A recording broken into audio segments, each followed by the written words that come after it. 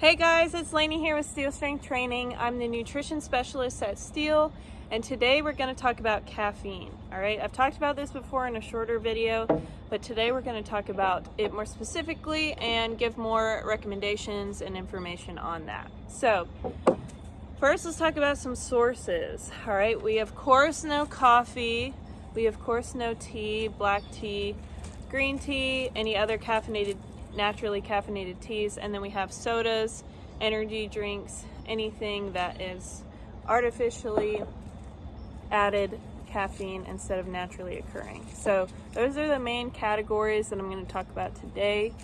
But first, let's talk about my personal favorite, which is, surprise, coffee. Okay, so I love coffee. I was a barista. I was sponsored by a coffee shop in college, so you can say I will shout it from the rooftops that I love coffee. All right, so we'll start with talking about that. It's more common of a caffeinated beverage, but yeah, let's talk about it. So first off, with any caffeine source, whether it's coffee or tea or whatever it is, I do not recommend going over 400 milligrams per day.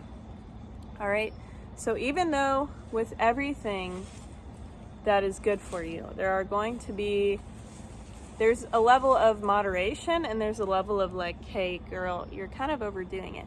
And so with coffee or any energy drink, we don't want to go over that amount because those side effects are going to start to appear themselves when we get over that. However, something I do want to talk about is that those side effects can occur before you get to that 400 milligram mark. All right, so that's why I don't like to give blanket recommendations for every single person, because not everyone is the same and not everyone's bodies respond the same to things, especially like caffeine. So, for example, I am pretty caffeine sensitive. So I used to be able to drink 1 cup in the morning and then a latte in the afternoon. And that worked for a while. That was when I was in college. But now I'm pretty sensitive to caffeine, so I can only do 1 cup, we're talking like this much, in the mornings, and maybe one small cappuccino, like at home espresso, which is going to be less caffeine than like an espresso from a coffee shop. That's all I can do now, maybe. And I have to eat a whole meal with my coffee, or else I will get jittery and feel like my blood pressure is high and then I might pass out. So, but then there's my husband on the other hand. He could not eat for hours and just drink coffee and not feel those side effects. And so if you're feeling the way that I described I was feeling, let's say you're feeling jittery, shaky, blood pressure is high, stress is high, that is a sign of caffeine sensitivity. And so that means your cortisol levels are raising higher than they should be, and caffeine is making that worse. And so that's why I don't think 400 milligrams or even sometimes people just shouldn't have coffee. They're too sensitive, their body doesn't like it, and that's okay. Or tea, whatever it is. Sometimes people are too caffeine sensitive that they shouldn't even have it at all. So listen to your body, listen to your cortisol levels, and remember those symptoms that I said, the shaky, the jittery feeling is kind of when I know that, hey, I either need to eat food with this or I shouldn't have this at all. So, something to think about, something to pay attention to when you have your coffee. Another thing I've noticed, which this might just be me, but I have noticed that whenever I drink coffee and I don't eat enough food, I think that I'm still hungry. But you know that feeling of whenever you're really hungry and you feel jittery? Too much caffeine feels similar to me. So if you're trying to lose weight, maybe pay attention to that if you're that way like me. That I can get confused with hunger and caffeine sensitivity or drinking too much caffeine. So anyways, but yes, coffee is super, super good for you if your body likes it. It can lower rates for certain cancers. It can actually improve your heart health, which is interesting. We learned that in college, which blew my mind. And then also lower your risk for things like Parkinson's disease. Coffee also has naturally occurring antioxidants, and not to mention, this is something I learned that was very interesting. Coffee is actually a natural pesticide. So that sounds like negative, but a doctor that I was listening to said that coffee is actually a natural pesticide and is actually a stressor. Caffeine is a stressor, coffee is a stressor on our body, which sounds negative, but some stressors can actually be helpful for our bodies. And so if you look that up, it'll kind of go into more detail on why that is, but it actually does helpful things to your organ systems in your brain function, because it's a natural and healthy stressor. There's bad stressors and there's good stressors. So that's something to note. All right, next thing we're going to talk about tea. All right, the main ones I'm talking about: black tea, green tea, and chai tea, which is technically black tea with spices. I personally love herbal tea, which wouldn't classify as caffeine, but we're talking about caffeinated tea today. So those are kind of going to be similar to coffee in terms of its health benefits. Also has antioxidants, also is naturally occurring. So we're not adding these, manufactured chemicals or manufactured products that add caffeine or whatever ingredients it is. And so that's going to be another natural caffeine source that I recommend. So I'm actually going to do a chai latte recipe this week, so look out for that on Instagram. I personally I don't really like black tea or green tea, I'm sorry, but chai tea with milk, 10 out of 10. All right, so I'm going to share my homemade chai latte recipe that's super easy that y'all can enjoy as well. I will say something I've noticed: if you're caffeine sensitive like me, chai tea, so like if I have coffee in the morning, I'm always going to have it in the morning.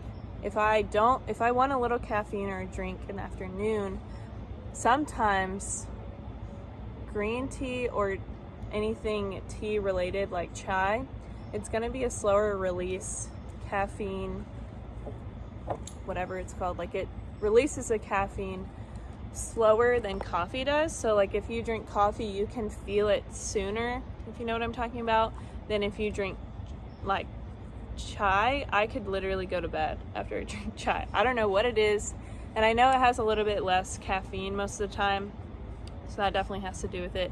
But something about the way your body absorbs coffee, you can tell the difference between the two.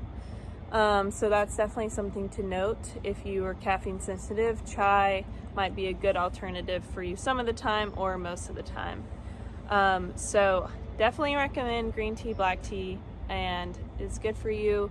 Caffeine in general improves certain bodily functions, like I've mentioned already, but it also can help athletic performance. So if you have caffeine before your workout, it can help you have energy to complete the things. So things like pre-workout, I actually don't really recommend pre-workout at all, especially for the population of steel. I just don't think that it's helpful, and it's not very necessary. And not to mention, there's addictive properties in lots of pre-workouts. I've heard personal experience from people with addiction with that, which is just something that I don't want to mess with, and I don't think that it's helpful. I'm sure that there's healthy pre-workouts out there. I know that there is, but I think sticking to natural sources of caffeine and tea, or coffee and tea, that those are good pre-workouts for say. You don't need, this special sort of pre-workout. I think protein powder, electrolytes, and natural caffeine is really all the drinks that you need for working out and health in general. So I am just going to go ahead and say that you don't need pre-workout. So that is that. All right, let's talk about our third category, which is soda, any type of energy drink, things like that. So kind of already mentioned this already, but I do not recommend personally any type of artificial or manufactured caffeine product. Okay, there's Finn. And that is because I know that there's healthy options out there, guys. I know if you can't live without it, you know, I'm not going to crush your dreams today, but me and Nate personally believe that coffee, tea is really the only thing you need, and I think that's because God created those, and there's some other naturally occurring drinks too, but those are the main ones we're talking about, okay? God gave us those. I think those are the caffeine that are naturally occurring that we can use. They're good for our bodies. It's not, you know, these scientists taking a bunch of different ingredients with caffeine and mashing it together like soda, which, not to mention, soda's not healthy anyway. We know that. Tons of sugar, but energy drinks just tend to either have fake sugar, fake sweeteners, and they have all these chemicals in them that aren't naturally occurring. So I'm just going to go ahead and say that I don't recommend those types of drinks just because of those things. But if you're the type of people that love it, can't live without it, I don't recommend it, but I'm not going to tell you that you can't ever have it. But I will say it's not, in my opinion, the natural healthy version of caffeine. So with that being said, another thing I wanted to add in terms of recommendations, I personally love kombucha. It is one of my favorite drinks ever. I know a lot of people hate it with a passion, think it tastes terrible, but it is really good for you in terms of having naturally occurring caffeine, but the probiotics, the gut health benefits that kombucha has, chef's kiss. I actually make it myself at home, which a lot of people think is crazy, and it is. I'll give it to you, it is crazy, but it is so good, and I save a lot of money doing it that way. Super easy as well. So yeah, kombucha is a really great kind of natural caffeine. It's also like a soothing thing for your stomach. So if I need a little caffeine but my stomach hurts to have, you know, more milk or whatever it is, I'll do something like kombucha because it actually settles stomach aches, makes me feel a ton better if I have some sort of issue going on in my stomach. So that's what I definitely recommend for if you want something with more health benefits in terms of probiotic and gut health. Kombucha would be my recommendation. But yeah, as far as caffeine goes, that's my main thoughts on it.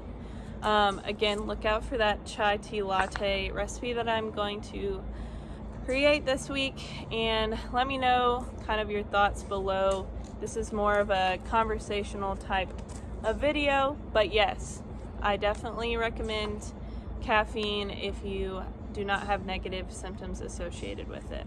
And I would also add, talk to your doctor if you're on any certain medications.